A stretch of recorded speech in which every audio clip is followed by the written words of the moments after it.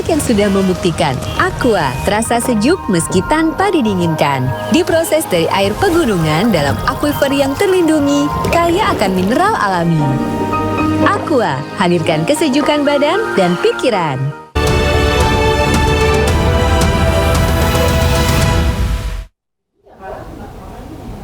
Halo, selamat malam pemirsa. Anda menyaksikan iNews terkini. Saya Herjuno Syaputra. Dan satu lagi korban banjir bandang di Jembatan Kembar Pajang ditemukan di daerah Anduring Kayu Tanam, Kabupaten Padang Pariaman, Sumatera Barat. Satu jenazah korban banjir di Panjang, Sumatera Barat kembali ditemukan Kamis siang. Evakuasi jenazah sempat terkendala karena dihimpit kayu dan timbunan pasir. Tim SAR gabungan terpaksa menggunakan mesin potong kayu untuk mengambil jenazah korban dikarenakan kayu berukuran cukup besar. Sebelum dibawa ke Rumah Sakit Bayangkara Padang, mayat korban dibawa tim SAR ke Puskesmas Kayu Tanam, Padang Pariaman, Sumatera Barat.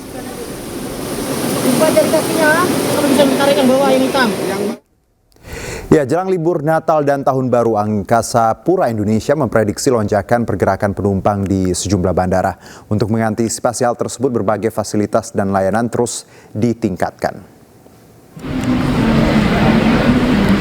Pengelola Bandara Angkasa Pura Indonesia memprediksi akan ada 10 juta pergerakan penumpang selama periode Natal dan Tahun Baru.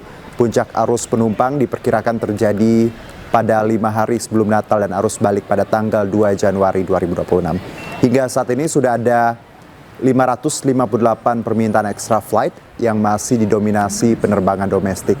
Tujuan favorit masih didominasi rute Jakarta, Bali, Lombok, dan Labuan Bajo. Sementara destinasi internasional favorit Singapura dan Malaysia. Bali, Lombok, Labuan Bajo itu menjadi favorit hari ini. Tidak hanya wisatawan lokal kita, tapi wisatawan luar negeri untuk berlibur merayakan Natal dan Tahun Baru di destinasi kita.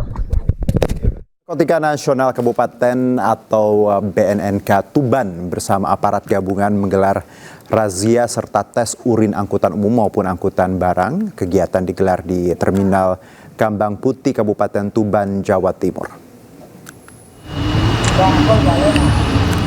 Ya, jelang perayaan Natal dan Tahun Baru, sejumlah kendaraan angkutan umum yang melintas mulai dari angkutan kota hingga bus antar kota diberhentikan petugas gabungan. Para sopir dan kondektur diminta turun dari kendaraan untuk menjalani tes urin. Selain tes urin, petugas juga melakukan rem cek, pemeriksaan kelengkapan surat kendaraan, serta kartu identitas pengemudi. Sedikitnya 29 sopir yang melintas jalur Pantura, Tuban menjalani tes urin. Dari 29 sopir, 2 sopir dinyatakan positif narkoba, yaitu sopir truk ekspedisi asal Subang, Jawa Barat, dan sopir minibus asal Tuban.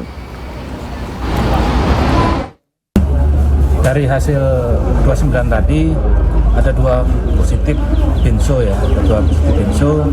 Setelah kita tindak lanjuti, yang satu memang sebelumnya menggunakan minum obat dengan resep dokter ya. Kemudian satu masih kita tidak lanjuti ya, nanti akan kita bawa ke kantor BNNK Tuban untuk kita laksanakan pemeriksaan.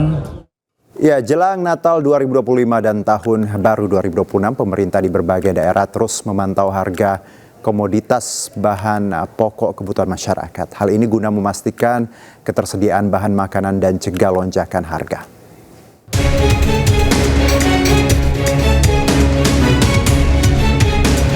Jelang Natal 2025 dan Tahun Baru 2026, pemerintah terus memantau sejumlah harga kebutuhan pokok di pasar tradisional. Seperti di Pasar Gudang Tiga Raksa, Kabupaten Tangerang, Banten, di mana harga daging sapi per kilo masih dijual dengan harga normal Rp130.000, sementara ayam potong Rp80.000, lebih mahal dari biasanya yang dijual Rp40.000.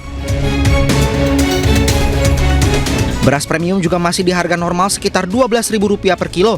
Sementara minyak goreng kemasan jenis minyak kita naik Rp5.000 sehingga harga jual Rp40.000 untuk ukuran 2 liter. Mudah-mudahan menjelang Natal sampai Tahun Baru ini mudah-mudahan tidak ada kenaikan lagi yang ada di pasar gudang Tiga Raksa.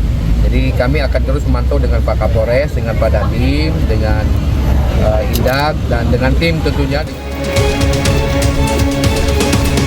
Sementara itu di Pasar Kosambi Kota Bandung, Jawa Barat, sejumlah komoditas kebutuhan pokok mengalami kenaikan harga seperti cabai rawit dari Rp60.000 menjadi Rp100.000 per kilogram, tomat dari Rp12.000 menjadi Rp15.000 per kilogram, serta jagung manis dari Rp12.000 menjadi Rp14.000 per kilogram. Menurut pedagang, kondisi ini terjadi akibat minimnya pasokan. Terkait hal itu, Wali Kota Bandung Muhammad Farhan menyebut kenaikan harga diakibatkan faktor cuaca. Ia berharap cuaca ekstrim segera berlalu sehingga pengiriman dan pasokan barang kembali normal. Semoga tidak, karena gini, kalau untuk sayur-sayuran itu kan sangat tergantung pada cuaca. Nah, mudah-mudahan perakiraan cuaca ekstrim sudah berlalu. Kini pemerintah terus memantau pergerakan harga di berbagai daerah guna mencegah lonjakan yang berpotensi membebani masyarakat. Tim Liputan iNews melaporkan. Ya, demikian iNews terkini. Anda akan kembali menyaksikan program selanjutnya.